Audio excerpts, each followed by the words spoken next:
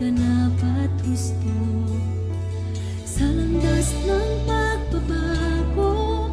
Katuwiran mo ang lalakaran ko.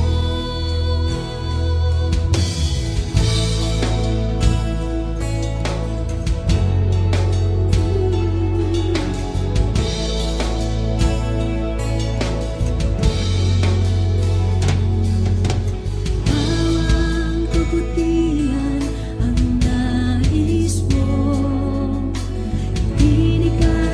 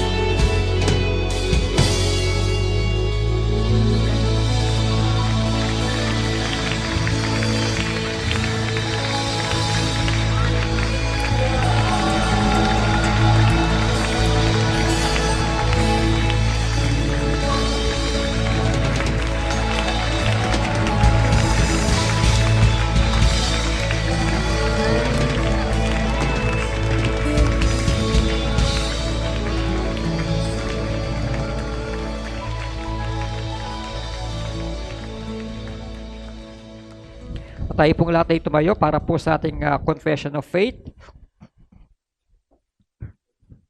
Basahin po natin ito ng sabay-sabay na mayroong pagkaunawa po dito po sa katotohanan ng salita po ng ating Panginoong Diyos. Basahin po natin ng sabay-sabay. I believe in God the Father Almighty, Creator of heaven and earth. I believe in Jesus Christ, His only Son, our Lord, who was conceived by the Holy Spirit and born of a Virgin Mary, was crucified, died, and was buried. The third day He rose again from the dead. He ascended to heaven and is seated at the right hand of God the Father Almighty. From there He will come to judge the living and the dead. I believe in the Holy Spirit, the Holy Universal Church, the communion of saints, the forgiveness of sins, the resurrection of the body, and the life everlasting. I believe that God is a triune God, expressed in three persons, God the Father, God the Son, and God the Holy Spirit. I believe the Holy Scripture is the Word of God. It has the final word in all matters of faith and practice. I believe the Holy Scripture is authoritative, true, without error, providentially preserved, sufficient for salvation and Christian living. Amen. Habang tayo po'y nakatayo, makibukas po tayo sa ating pong teksto. Makibukas po tayo sa aklat po ni Juan. John chapter 6. John chapter 6. Medyo mahaba-haba po yung ating pong teksto. Simulan po natin to sa verse 60 hanggang 71. John chapter 6, verse 60 to 71. Basahin po natin ito ng sagutan. Ako po sa verse 60, kayo po sa verse 61, at sa last verse po sa verse 71 ay sabay-sabay po tayo. John chapter 6, verse 60. On hearing it, many of his disciples said, "This is a hard teaching. Who can accept it?"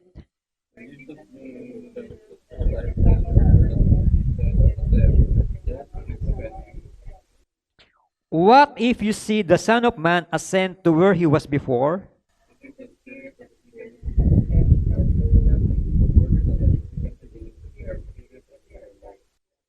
Yet there are some of you who do not believe. For Jesus had known from the beginning which of them did not believe and who would betray him. 66. From this time many of his disciples turned back and no longer followed him. Simon Peter answered him, "Lord, to whom shall we go? You have the words of eternal life." Verse 17, Then Jesus replied, "Have I not chosen you, the 12? Yet one of you is a devil." Altogether, he meant Judas, the son of Simon Iscariot, who through one of these 12 was later to betray him.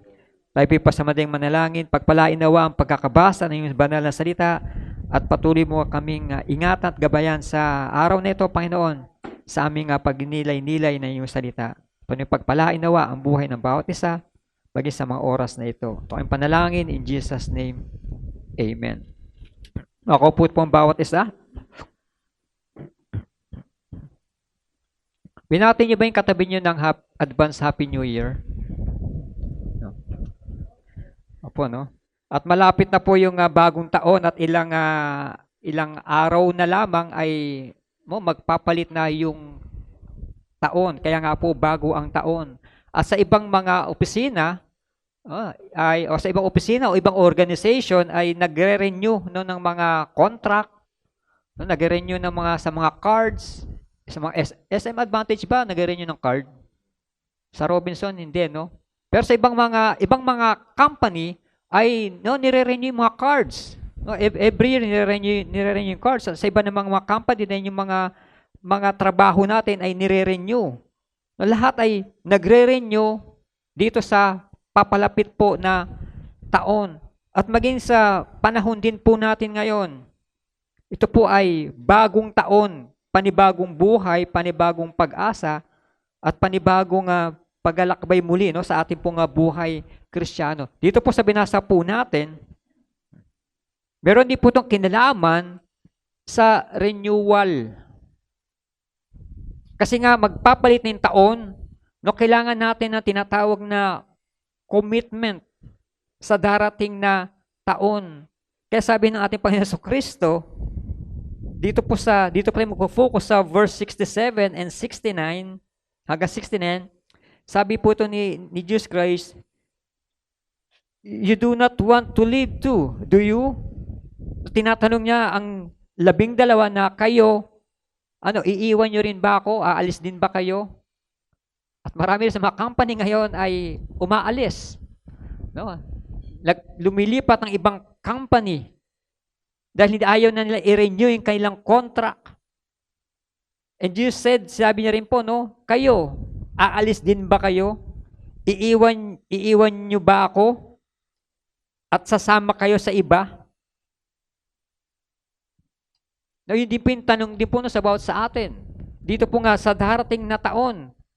Kamusta po yung taon po natin, itong 2025, kamusta po yung isang taon po natin na naglalakbay bilang isang tunay na mananampalataya?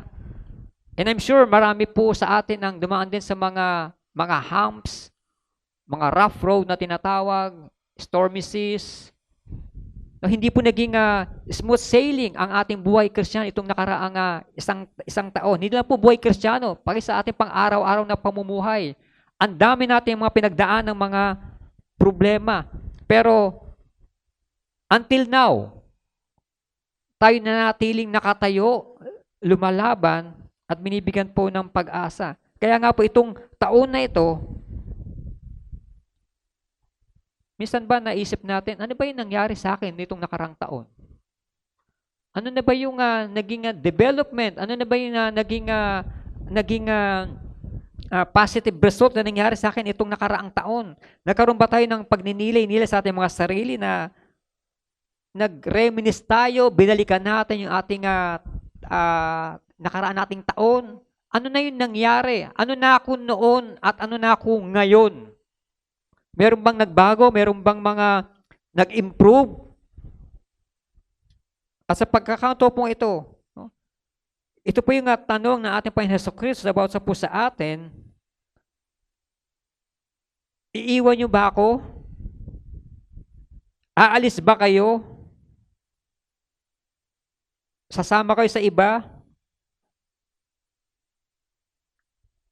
O may iwan ako mag-isa dito? You do not want to live too, do you? Aalis din ba kayo? Lilisan ba kayo? Iiwan nyo rin ba ako kagaya ng ginawa ng iba? Ngayon po yung tanong din po ng ating Panginoon Jesucristo sa po sa atin, yung ating commitment itong darating na taon. Kung naging committed po tayo itong nakaraang taon, ito pong susunod na taon, ito pong 2026, ito pong same question, tinatanong po na ating Panginoon Jesucristo, magpapatuloy ka ba? Itutuloy mo ba? Sasama ka ba kay Kristo? Sasamahan mo ba siya? Hindi mo ba siya iiwan? No, yun po yung mga katanungan po sa atin bilang mga mananampalataya. I-renew ba yung commitment mo sa ating Panginoon Jesucristo itong susunod na taon? O magpapa-endo ka na? Kasi ayaw mo na, iiwan mo na siya, o iiwan mo na yung trabaho na pinagkatiwala sa iyo. At ating pong title sa oras po na ito, it is about magpapatuloy ka ba? Magpapatuloy ka ba? Ito po yung mabigat na tanong po sa po sa atin dito po sa darating na taon. And in the context natin po pag-aaralan po, pag-inilayan po salita ng ating Panginoon Diyos, ito po yung dumating yung time na marami sa kanya mga tagasunod ang tumalikod sa ating Panginoong Jesucristo. Dito po sa chapter 6, yung pagpapakain ni Jesus sa 5,000 mga tao. After that, yun po yung siya po yung naglakad sa ibabaw po ng tubig. Then sa verse 25 ng chapter 6, ito yung Jesus, the bread of life. Ito na ngayon sinasalaysay ng ating Panginoon Jesucristo na siya yung tinapay ng buhay. Siya yung tinapay na nagbibigay buhay. Siya mismo yung buhay. And then doon sa verse 60 and following, ito na yung pagtalikod ng mga alagad po ng ating Panginoon Jesucristo, yung kanyang mga disipulo. Marami ang sumusunod sa ating Panginoon Jesucristo kasi siya ay nagpapakain, siya ay gumagawa ng himala, gumagawa ng mga milagro, at yan po ay nakikita po ng mga tao. Kaya marami po mga sumusunod po sa kanya. Pero dumating na po yung pagkakataon na may mga rough road na tinatawag, kaya may rough road po dyan. Hindi na po maganda yung kalsada, rough road na po, maalo na po yung dagat, at hindi na po nila matanggap yung katuruan na ibinabahagi sa kanila ni Kristo. Kaya maraming tumatalikod na ngayon dito sa mga kanyang mga tagasunod.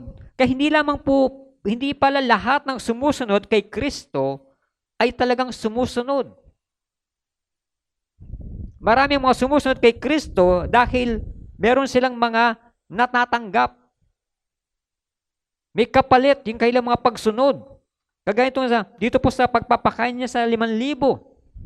Napakaraming tao ang nagpuntahan kasi nga merong feeding program.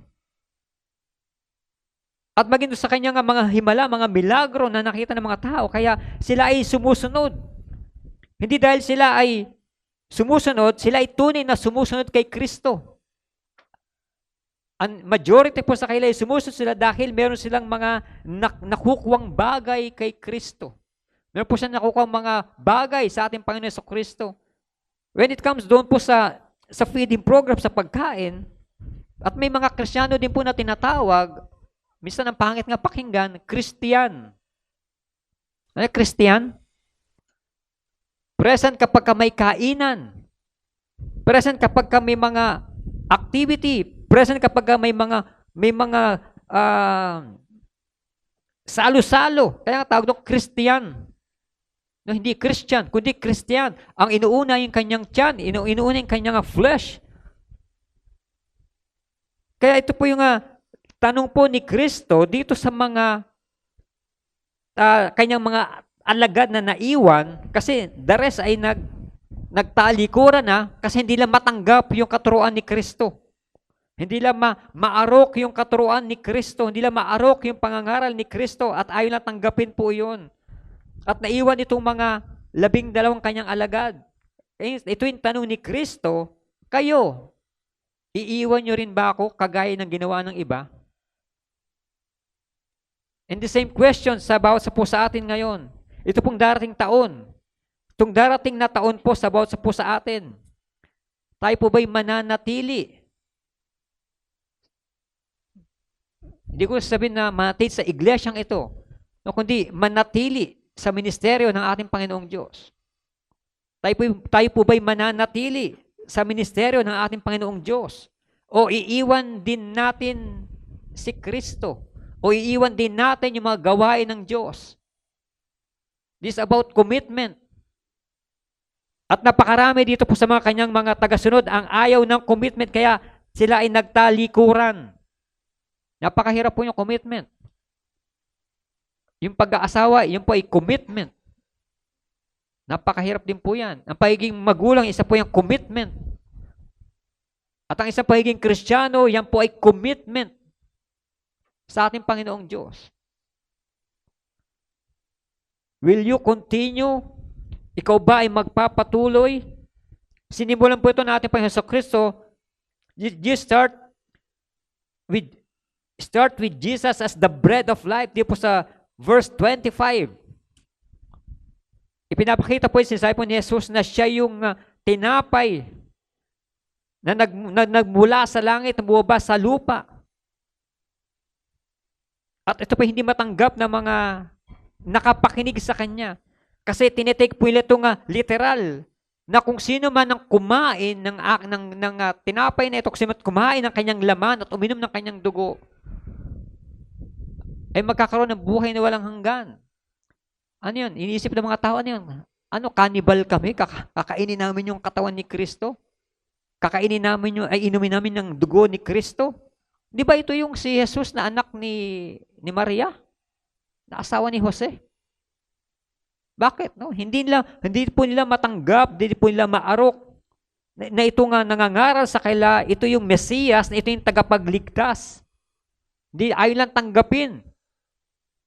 Na itong kaharap nila, hindi lang po ito basta tao, siya ay Diyos. Tinatanggi nila yung pagka-Diyos ni Jesus. Tinatanggap nila yung kanyang pagiging tao, yung kanyang pagiging, yung humanity of our Lord Jesus Christ, pero yung kanyang pagiging divine, kanyang divinity, ay ayaw nilang tanggapin. Kaya napakahirap po sa mga tao na maunawaan at maintindihan yung mga sinasabi po ni Jesus.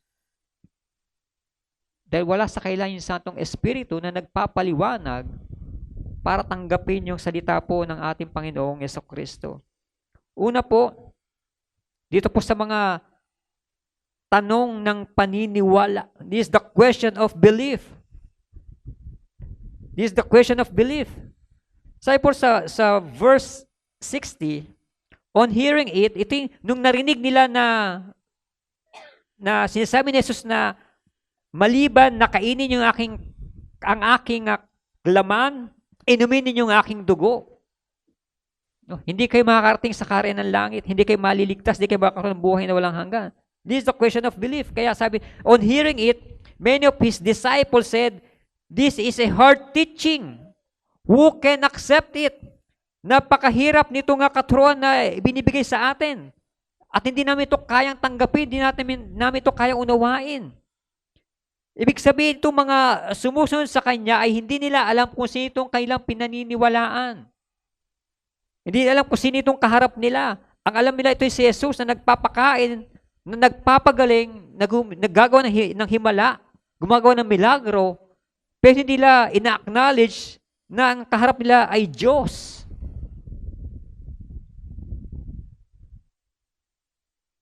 This is a question of belief. Ito yung tanong ng paniniwala. Una po, who do you believe? Sino pinaniniwalaan mo? Sino pinaniniwalaan nila? Hindi nila pinaniniwalaan si Kristo. Na ito yung Kristo na tagapagligtas. Ang tingin nila kay Kristo, itong taong ito ay anak ni Maria. Si Jesus na karpintero. And never na nirecognize nila yung pagiging divine o divinity ng ating Panginoon sa Kristo, kanyang pagiging Diyos. If we believe in the biblical sense of the word, then we are trusting Christ to save us, not a good life, not church attendance, not baptism, not the ordinances, or keeping the commandments, but believing in Jesus Christ. Sila po ay nakita nila, naranasan nila yung himala na ginawa ni Kristo, naniwala sila, pero hindi po sila sumunod. And even the devil believed. At nanginginig pa. Naniniwala din ang dyablo na si Kristo ang tagapagligtas. Si Kristo ay Diyos. Pero hindi po siya sumusunod, ang dyablo. Itong mga alagad, sila din po ay naniwala kay Kristo. Pero sila po ay tumalikod. Kasi hindi po sila sumunod doon po sa utos po ng ating Panginoong Diyos. Do you believe and walk away? Hindi po pwedeng mangyari sa bawat isang mananampalataya na maniwala kay Kristo, then tatalikuran o tatalikod sa aral ni Kristo. Hindi po pwede mangyari po yun. Do you believe in Jesus Christ? Naniniwala ka ba sa Kanya? Na siya yung tagapagligtas? Ang hinahanap ng mga tao during that time, yung typical na hari na ililigtas sila doon sa kanilang sitwasyon. Sa kanilang current situation na mahirap sila, hangon sila sa kahirapan, ipagtatanggol sila sa gawa ng mga kasamaan, sa gawa ng gobyerno na umaalipin sa kanila, na nagpapahirap sa kanila. Yun ang typical na thinking po nila about salvation o tagapagligtas. Isang hari na nakasakay sa puting kabayo na may dalang espada at napakaraming army na lulupigin yung Roman government. Lulupigin yung current government. Yung ililigtas sila sa tiyak na pagkakaalipin. No, yun po yung kailang thinking. Pero iba po, kabaliktaran po. Kabaliktaran, no, iba yung nangyari. Iba po yung plano po ng ating Panginoong Diyos. Yung tagapagligtas na iniisip nila, na nakasakay sa puting kabayo, na mayroon dalang espada, na may kasamang laksa-laksa mga army, kabaliktaran. Yung tagapagligtas, yung tunay na tagapagligtas ay hindi po nakasakay sa isang puting kabayo, kundi isinilang doon sa sabsaban. Hindi sa pinakamarangyang pagsilang, kundi doon sa pinakaabang pagsilang. Kaya hindi lang matanggap ng tao.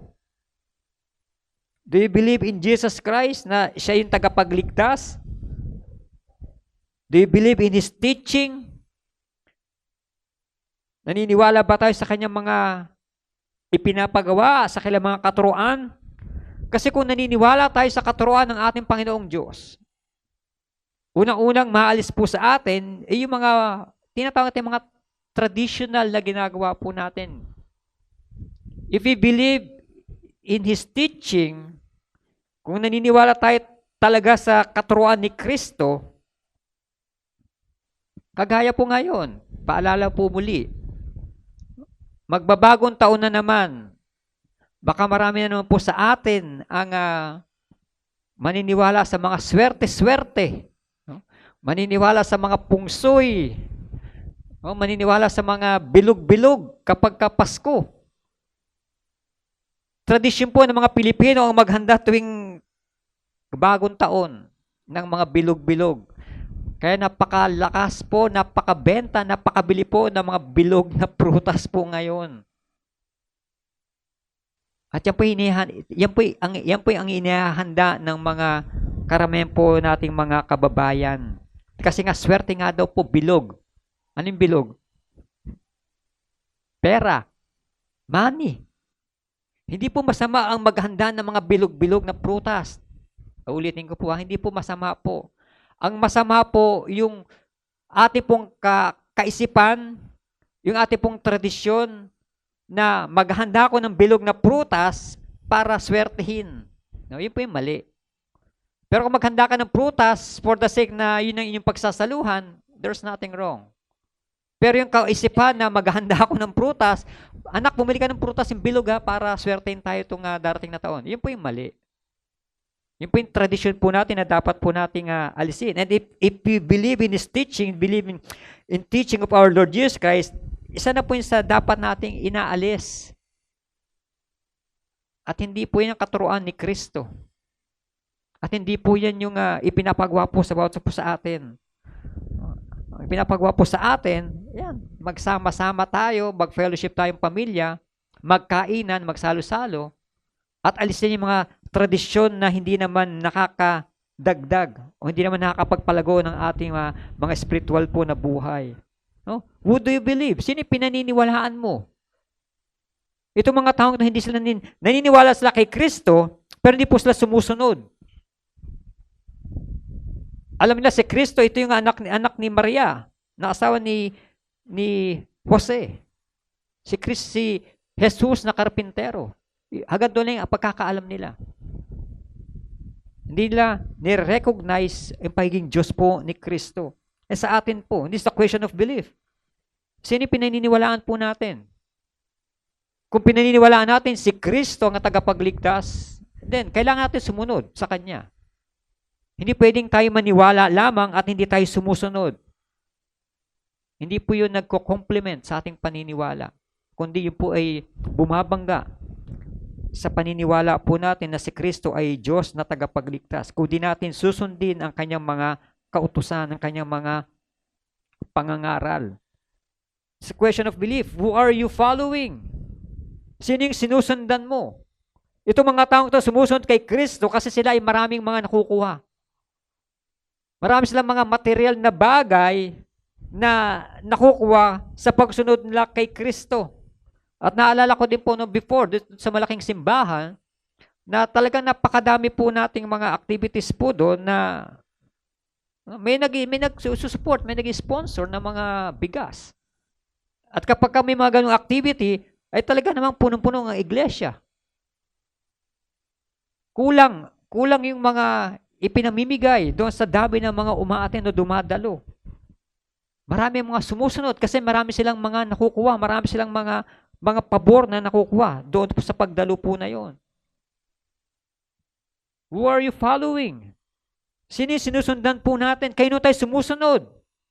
Followers but no believing.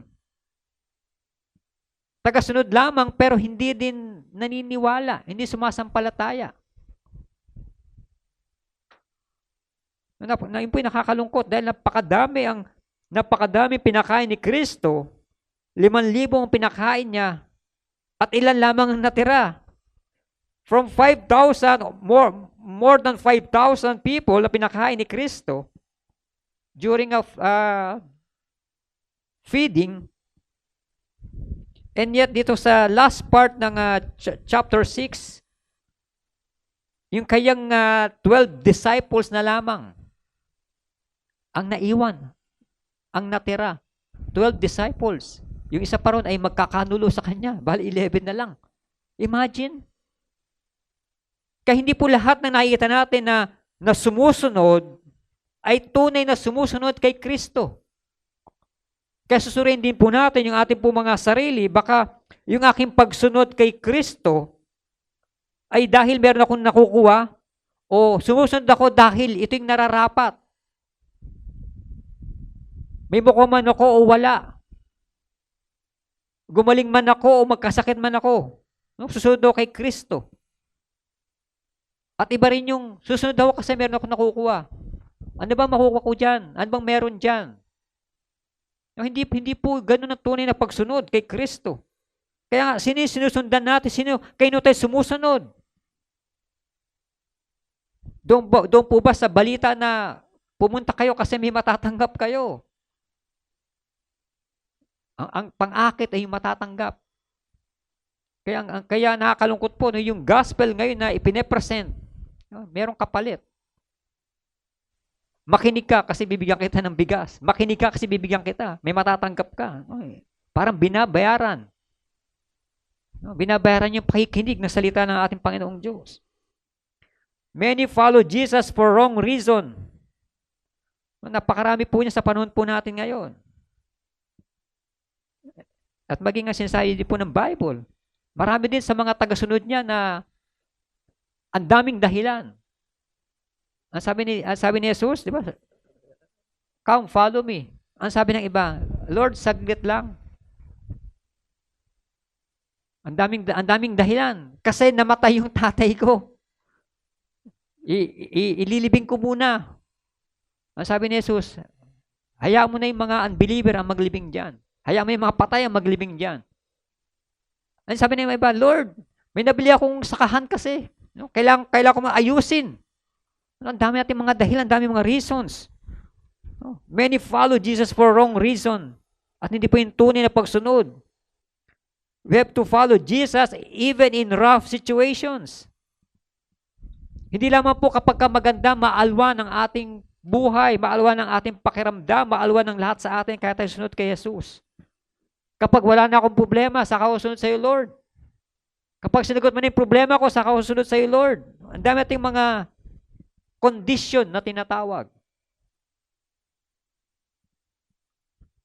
Maging sa oras po ngayon, maging sa panahon po natin ngayon, in facing the new year, will you stay to support the ministry?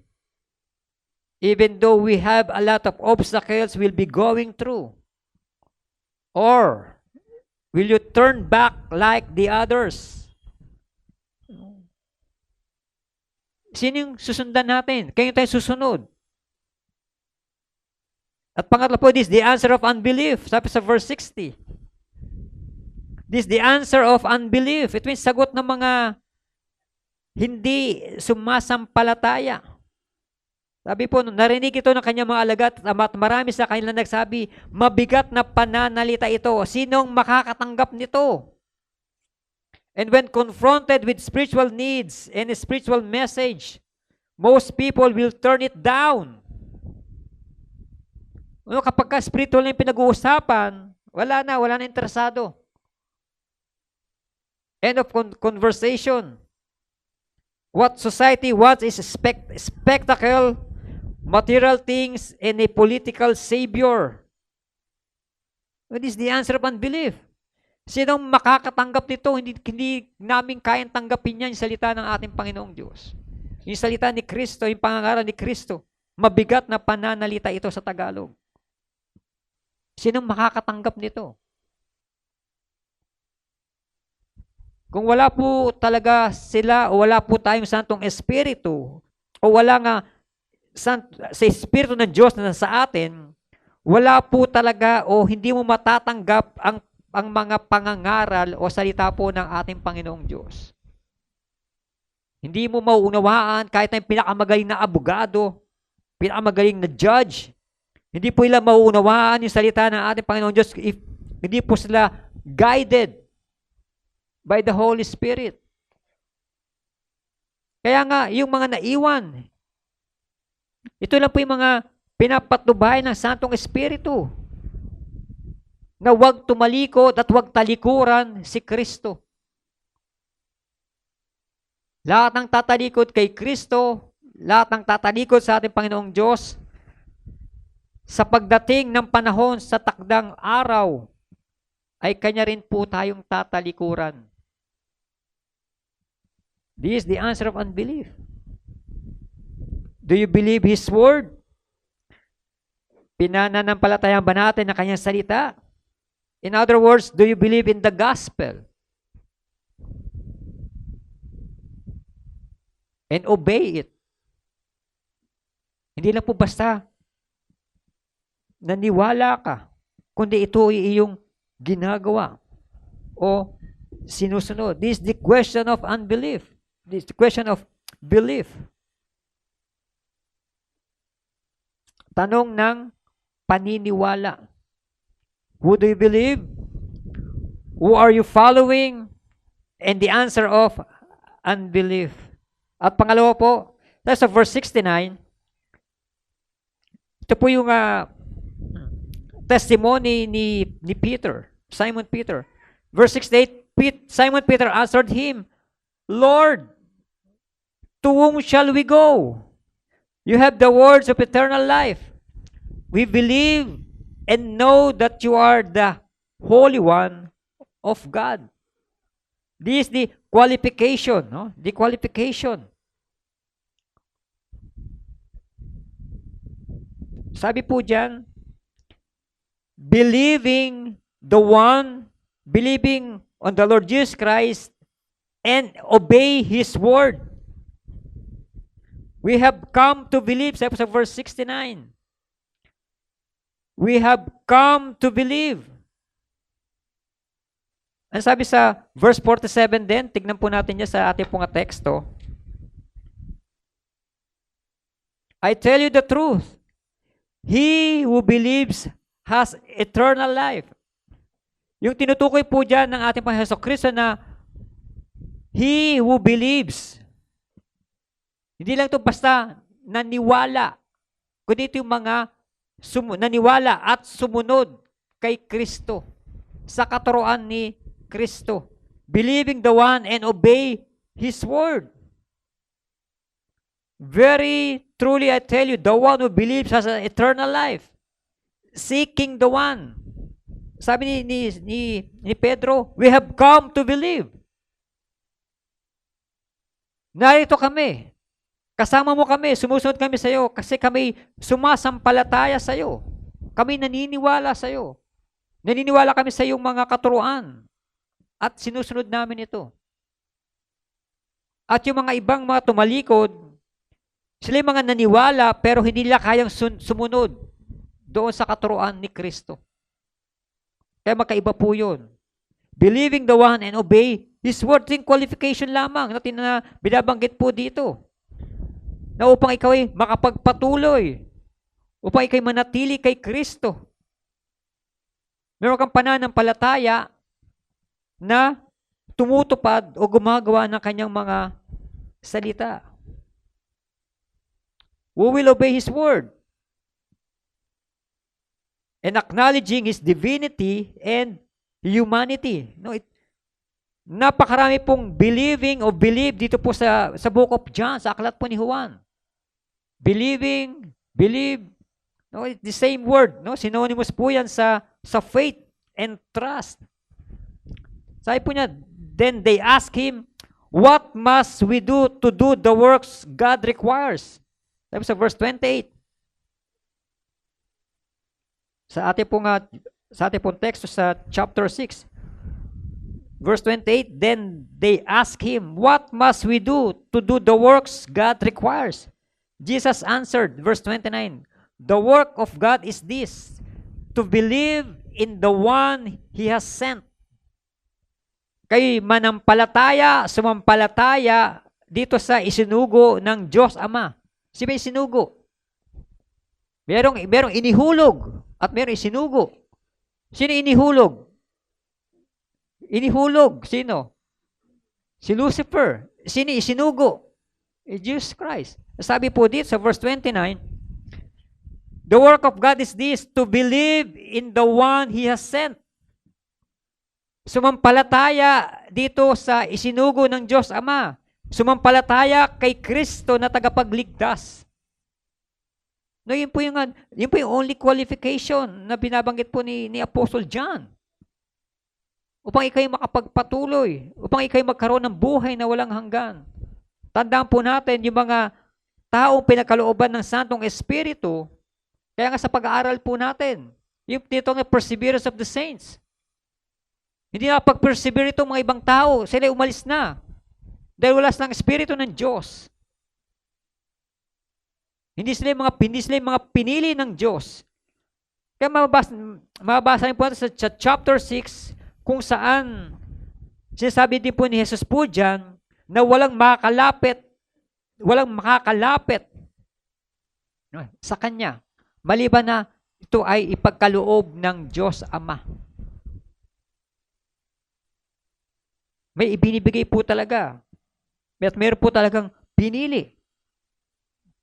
The work of God is this, to believe in the one He has sent. Yung sumampalataya kay Kristo. Sumampalataya na siya yung tagapagligtas ng sanlibutan, na maligtas ang sangkatauhan sa pamamagitan ng pananampalataya kay Kristo. Yun ang wala po doon sa mga taong tumalikod. At nawa, yun ang meron dapat sa atin. Yung pananampalataya na meron na pinagkaloob po sa atin ng ating Panginoong Diyos. No? Kaya po tayo hindi tumatalikod dahil tayo ay pinagkalooban ng Santong Espiritu ng ating Panginoong Diyos. At yung mga walang Santong Espiritu, yung mga taong tumatalikod at hindi sumusunod sa ating Panginoong Diyos. At pangatlo po, this is the quest for truth. Ito po yung paghahanap sa katotohanan. Peter's response comes after most of Jesus' followers turn and walk away. Ito yung pagkakataon, ito yung time. Ito na yung testimony po ni Peter. Pagkatapos na talikuran si Jesus ng kailang mga kasamahan. Nag-alisan sila, nagtalikuran sila, nag-uwi na sila sa kailang mga tahanan, bumalik sila sa kailang mga trabaho, iniwan si Kristo at maging yung mga alagad. Basahin ko po muli sa verse 67, you do not want to live too, do you? Sabi ni Jesus. Then Simon Peter answered him, Lord, to whom shall we go? This is the quest for truth. Ito yung paghahanap sa katotohanan. Nowhere can we go. Wala tayong mapupuntahan. Hindi ibig sabihin ni Peter na, Lord, no choice na kami. Dito na lang kami. No, hindi po yung ibig sabihin ni Apostle Peter. Nowhere can we go. Ang ibig sabihin ni Peter, kung wala ka kay Kristo, wala kang lugar na mapupuntahan o wala kang wala tayong mapupuntahan o walang patutunguhan ng ating buhay kung wala kay Kristo. Nowhere can we go. O wala tayong mapupuntahan. Wala tayong kapahamakan ang mapupuntahan po natin, ang patutunguhan po natin kung wala ka kay Kristo. Ano sabi nung sa kanta? Where else can we go? Where else can we go? You have the words of life. The words of life. Nowhere can we go. Wala tayong mapupuntahan. Kapahamakan ng patutunguhan natin o kapahamakan ng kasapitin natin kung wala kay Kristo. Lord, to whom shall we go? You have the words of eternal life. Where else are we going to go? Since only you have the truth. Ikaw yung katotohanan. Ikaw yung buhay. Ano sabi sa John 14:6? Siya yung daan. Siya yung katotohanan. Siya yung buhay. At walang makakarating sa Diyos Ama maliban na ikaw ay dumaan kay Jesus. Nowhere can we go. Wala silang mapupuntahan dahil kapahamakan ang kasapitin ng mga taong walang Kristo o wala kay Kristo. Outside, sa labas, although lahat po ay nasa presensya ng ating Panginoong Diyos. Pero kung ikaw na walang Kristo sa iyong puso, tiyak na kapahamakan ang kasasapitin natin. And Christ is the word of eternal life. Sabi ni Peter, you have the words of eternal life. Hindi po siya sinabi na you are one. Hindi sinabing isa ka. Sa nagsasabi ng totoo, isa ka sa pwedeng magbigay ng buhay, kundi sinabi niya po rito, you have the words of eternal life. Christ is the word of eternal life. Christ is the source of life. He is the giver of life. He is the water that gives life. And apart from Him, there is no life.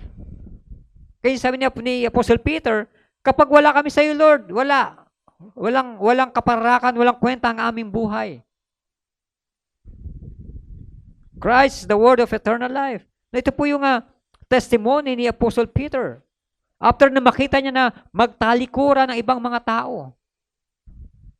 At marami sa mga tao ngayon na kung saan yung majority, kung saan malakas yung alon, kung saan yung alon, doon sila. At hindi po tayo ganun. Hindi ibig sabihin na mas marami sila doon, ay doon na tayo. Hindi po ibig sabihin ay kapag majority ay tama. At sa panahon po natin ngayon, kadalasan, yung majority yung mali. Minority yung tama. Kaya hindi po tayo dapat na nadadala lamang ng mga kaibigan, nadadala ng mga ibang mga katuruan maliban sa salita ng ating Panginoong Diyos. Kasi mas marami sila, ibig sabihin, mas binibless sila. No, hindi po ganoon. Kasi ilang porsyento yung more than 5,000? Ilas mo yung 11 disciples. Ilang percent yun? May 1% ba? 5,000? 1% ng 5,000 ilan? 50 ba? Oh, less than 1%. Kaya nga tayo po yung mga tunay na Kristiyano, tayo po yung mga minority. Ano po tayo? Napakaliit po ng bilang ng tunay na Kristiyano, tunay na mananampalataya. At napakalaki po ng bilang ng mga hindi tunay na mananampalataya. Apart from Him, there is no life. And sabi ni Apostle Peter, you are in you. in you the words of eternal life. You have the words of eternal life. At pangatlo po, sa mga quest for truth, 69, we believe and know that you are the Holy One of God. The Holy One of God. Ang banal na mula sa Diyos. The Holy One of God.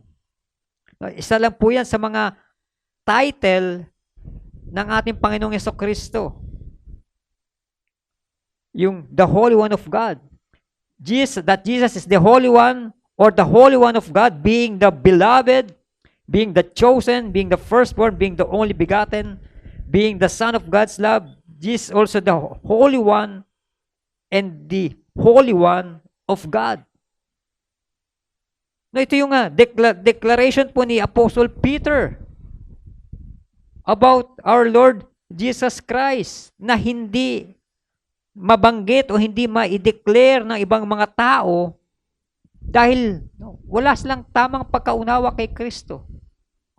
Ang alam lang nila, sila ay sumusunod kasi meron silang makukuha. Ang alam nila, sila ay kailangan sumunod upang sila ay makainom, mabusog, mapuno yung kailang mga tiyan at makareceive ng mga ibang mga bagay. Apart from that, di na po nila alam patungkol kay Kristo. And this is the declaration of Apostle Peter that you are the Holy One of God. Kaya ang challenge po sa atin, tayo po ba'y magpapatuloy sa kabila ng hindi natin alam kung ano mangyayari sa susunod na taon, sa susunod na panahon? Tayo po ba'y magpapatuloy kagaya ng ginawa ng mga alagad na naiwan dahil alam nila, ang kasama nila yung si Kristo na nagbibigay ng buhay. The giver of life. The source of life. Ang nagbibigay ng buhay na walang hanggan. Will you continue? Magpapatuloy ba tayo? Will you continue? Not just fair weather following? It is a test of loyalty and a call for deep commitment to follow Christ. Kahit na hindi natin alam, kahit na sa tingin natin ay mahirap itong susunod na panahon, susunod na taon, sabi ni Kristo, susunod ka ba o iiwan mo ko? Magpapatuloy ka ba o magpapaendo ka na? Will you continue? Doon sa mga ministries na pinagkatiwala sa atin, magpapatuloy ba tayo? Kahit na mahirap, puno-puno na sakripisyo, pati mga resources natin ay naisa-sacrifice, magpapatuloy ba tayo o magpapatuloy ka ba para sa ikasusulong ng gawain ni Kristo? Or tatalikod tayo, tatalikuran natin si Kristo na kagaya ng ginawa ng ibang mga sumusunod sa Kanya. Magpapatuloy ka ba, kapatid? Magpapatuloy po ba tayo sa ministeryong pinagkatiwala sa atin? Tayo po'y manalangin. Tayo pong lahat ay tumayo para po sa ating pangwakas na panalangin. Pinupuri ka namin, patuloy na pinapasalamatan, dakilang Diyos.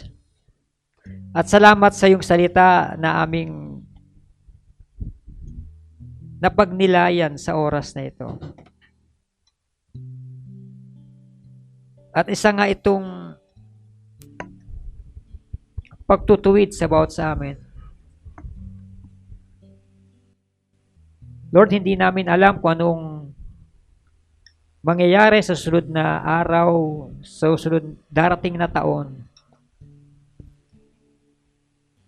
Tulungan mo kami, Lord, na makapagpatuloy ipagpatuloy ang nasimulang gawain.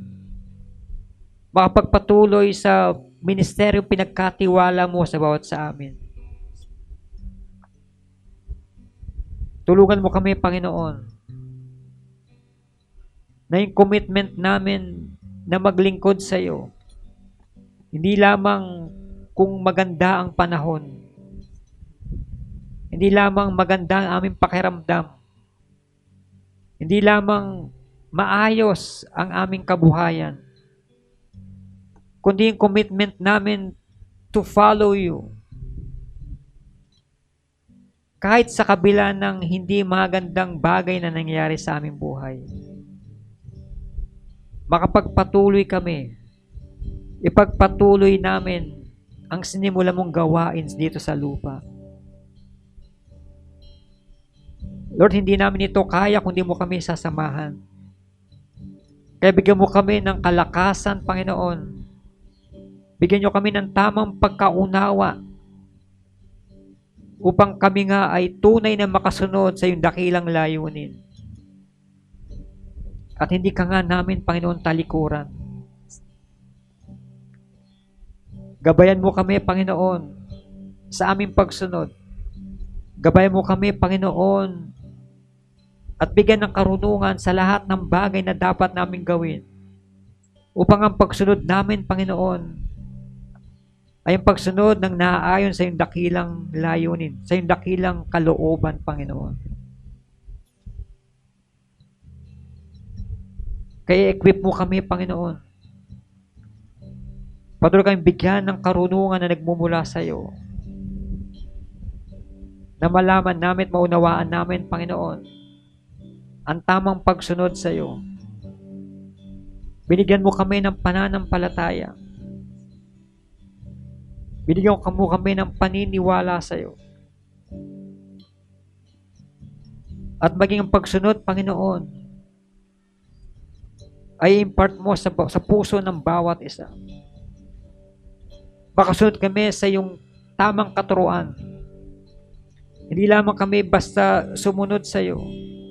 Hindi lang basta kami maniwala, kundi kami ay maniwala at sumunod nang naayon sa iyong banal na kasulatan. Kaya tulungan mo kami, Panginoon, at maging sa darating na taon na ito, Panginoon, kami ay patuloy na humihingi sa iyo ng gabay at patnubay. Natulungan mo kami, Panginoon, na maunawaan namin, Panginoon, ang iyong salita. May sa pamuhay namin ito, Panginoon. Masunod namin ito, Panginoon. At patuloy kaming patnubayan sa lahat ng mga gawain ito. Sa lahat ng mga ministeryo pinagkatiwala mo sa iglesyang ito, bawat ministeryo pinagkatiwala mo sa iyong mga anak, Panginoon. Tulungan mo kami, Panginoon, magampanan namin ang aming mga tungkulin sa bawat ministeryo na pinagkakatiwala mo sa amin. Mapahamalaan namin ito ng wasto at tama. Mapaunlad namin ito, Panginoon. At maibigay sa iyo ang glory. Maibigay sa iyo ang kaluwalhatian sa bawat ministeryo na pinagkakatiwala mo sa amin. Kaya patuloy mong gabayan ang bawat isa. Patuloy mo kami ingatan, Panginoon, sa aming paghayo, sa aming pakikibaka dito sa darating na taon. At kami ay naniniwala at nagtitiwala na kung paano mo pinatnubayan sina Moses, kung paano pinatnubayan sina Joshua, at kung paano pinatnubayan ang iyong mga alagad, ay ganun din ang iyong patnubay na aming mararanasan dito sa darating na taon. Kaya sa'yo namin ito itinataas at patuloy na ipinagkakatiwala. Dahil ikaw ang Diyos na hindi nagbabago. Kaya amin inaangkin ang mga pangako na ibinigay mo kina Joshua. Na huwag kaming matakot. Huwag kaming panghinaan ng loob. Dahil ikaw ay patuloy na antabay sa bawat isa sa amin. At hindi mo kami iiwan at hindi mo kami pababayaan. Kaya salamat, Panginoon, sa oras na ito. At patuloy pag-alabin ang aming commitment dito sa darating na taon. Patuloy mo kaming bigyan ng kauhawan to serve you more. To serve the ministry na pinagkatiwala mo sa bawat sa amin. Pinupuri ka namin at patuloy na pinapasalamatan. And to Him who is able to keep you from falling and to present you faultless before His presence with exceeding joy. To the only wise God, our Savior, be glory and majesty, dominion and power both now and evermore. May the grace of our Lord Jesus Christ and the love of God and the fellowship of the Holy Spirit be with you all. Amen.